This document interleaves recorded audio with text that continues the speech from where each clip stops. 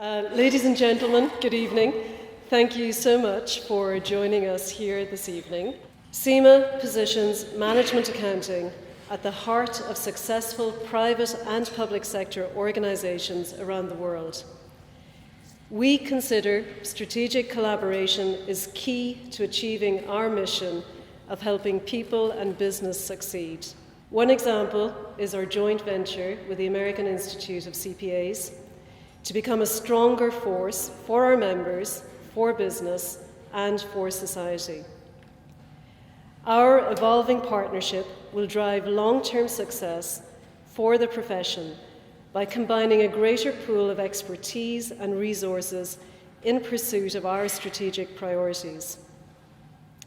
CIMA has offices across Asia, Australasia, Africa, and Europe, while the AICPA has a huge presence in the US. We have the facilities to operate almost round the clock, which means that in time we would be able to offer far better service to our members and customers. In just a few years, the profile of management accounting has increased substantially in the US, and there are now 50,000 chartered global management accountants in the US.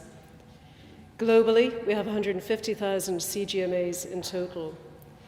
And this addresses the need of business for high-quality, professional management accountants who are driving business success around the world today. Through this joint venture, we continue to work with the AICPA to create greater influence by our management accountants globally, keeping our qualification relevant to and in demand by employers, and really importantly, cultivating the talent of tomorrow. And it's crucial we cultivate talent because it is a strategic driver of business success, and that we also develop the capabilities of valuing your talent. And we must take a gender-intelligent approach to talent management. Diversity thrives where great leadership, vision, and transparency are plentiful. Few leaders today remain to be convinced of the impact of diverse governance teams to challenge conventional thinking and better stress test an organization's strategy and its appetite for risk. Leadership teams that combine the talents and skills of the best women and best men are most likely to succeed and outperform those boards dominated by one or other gender. And there are more and more men in leadership positions championing this agenda, putting measures in place to identify talented women and building a pipeline of executive and non-executive women.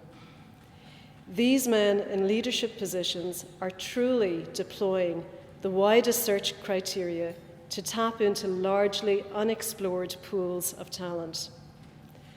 And I'm very proud to see these developments in my presidential year. I am the second woman president of CIMA, as well as having Helena Morrissey as our first ever woman business leader to give the keynote address at this event. I'm also proud to be in the company of so many senior women business leaders in the room this evening, and also actually CIMA's first woman president, who was Claire Ighodaro. Having said that, it goes without saying that I'm equally proud to be in the company of a room of such impressive men, and in the interest of equality, I should say that you all look absolutely splendid this evening. In terms of CIMA's own talent, I believe we are a resource-rich institute. As well as our excellent staff, we have the talents and energies of almost 250,000 members and students around the world. I regularly challenge our committees and members to not only think in terms of what the Institute does for our members, but also what is it that our members can do for the Institute. Our members are a valuable resource, and to make most effective use of that resource, we have a plan for their greater engagement. The benefits of that would be twofold. One, our members will play a greater role championing our strategic initiatives. And two, we will become an ever more member-focused organisation.